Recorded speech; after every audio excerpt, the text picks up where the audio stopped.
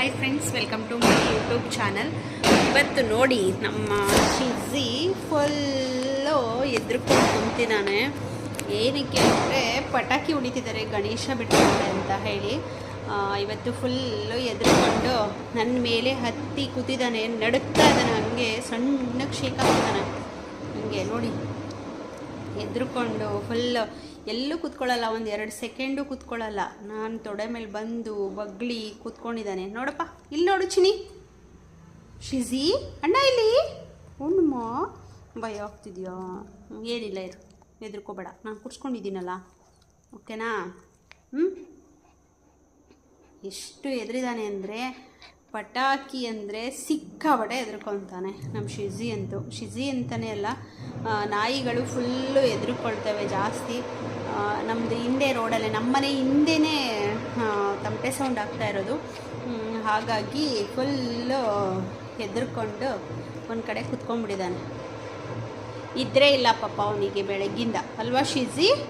5 ಗಂಟೆಯಿಂದ ನಿದ್ರೆ ಇಲ್ಲ, ಎದುರುಕೊಂಡು ಫುಲ್ಲು ಭಯ ಆಗಿಬಿಟ್ಟು ಕೂತಿದ್ದಾನೆ. ನಾನೆಲ್ಲೂ ಹೋಗ್ಬಾರ್ದು ಇವಾಗ, ನಾನೆಲ್ಲಿ ಹೋಗ್ತೀನಿ ಅಲ್ಲೇ ಬಂದು ಕುಳಿತುಕೊಳ್ತಾ ಇದ್ದಾನೆ. ಚಿನ್ನಿಮ್ಮ, ಓನಮ್ಮ, ಈಗೆಲ್ಲೂ ಇಳಿದು ಹೋಗ್ಬೇಡ ನೀನು ಇವಾಗ.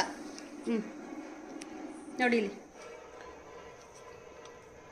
ಎದ್ರುಕೊಂತೀಯಾ? ಇಲ್ಲಿದೆಯಾ ನೋಡು ನೀನು. ಏನದು ಪಟಾಕಿ ಸೌಂಡು? ಅದಕ್ಕೆ ಸ್ವಲ್ಪ ಜೋರಾಗಿ ಟಿ ವಿ ಹಾಕ್ಬಿಟ್ಟು ಸೌಂಡ್ ಕೊಡೋಣ ಅಂತ ಅಂದ್ಕೊಂಡಿದ್ದೀನಿ ಇವಾಗ. ಏನು ಬರೀ ಹಾಕ್ಲಿಸ್ತಾ ಇರೋದು, ಏನಿದು? ಏನು ಅಂಟ್ಕೊಂಡಿದೆ ನಿನ್ನ ಕಣ್ಣತ್ರ? ಹೋಗ್ತೀಯಲ್ಲ ಮುಳ್ಳಿಗೆ. ಬಾ ಹೇಳು, ಪಟಾಕಿ ಸೌಂಡ್ ಇನ್ನೊಂದು 10 ನಿಮಿಷ ಇರು, ಆಮೇಲೆ ಎಲ್ಲ ಸರಿ ಹೋಗ್ಬಿಡುತ್ತೆ. ಒಟ್ಟೋಗ್ತಾರೆ ಅವರು.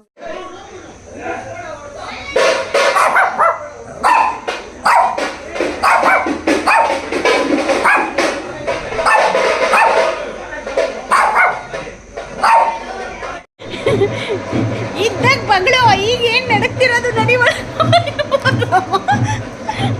ಇದ್ದಾಗ ಬಗಳು ಬಿಟ್ಟು ಬಂದಾಗ ಹಿಂಗ ನಡ್ಕೋದು ಏನಪ್ಪ? ಬಂದ್ಬಿಟ್ಟಿದ್ದ? ಆಯ್ತು ಬಿಡ್ತೀನಿ, ಒಳಗಡೆ ಹೊಟ್ಟೋಗೋಣ ನಾವು.